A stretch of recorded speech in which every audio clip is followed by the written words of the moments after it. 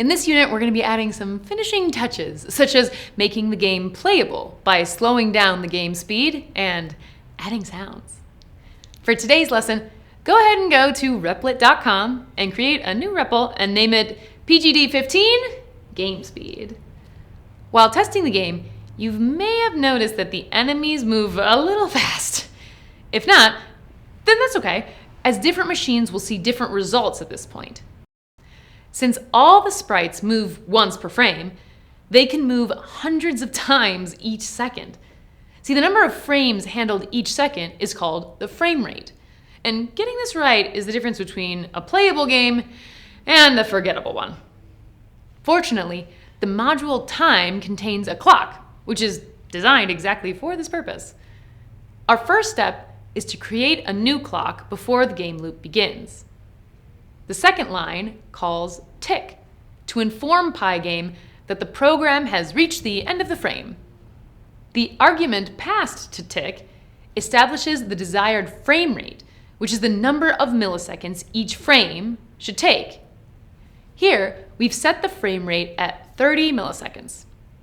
Passing in a smaller frame rate will result in more time in each frame for calculations. While a larger frame rate provides smoother and possibly faster gameplay, experiment a bit and see what happens to the game. Now, let's explore adding sounds to really take it to the next level. PyGame provides Mixer to handle all sound-related activities. Using the Music submodule, you can stream individual sound files in a variety of formats, such as MP3, OGG, and MOD. All playback happens in the background, so when you play a sound, the method returns immediately as the sound plays. Load your sounds into REPL the same way you did with your images in the earlier lessons. Here are the sound files. After the system is initialized, you can get your sounds and background music set up.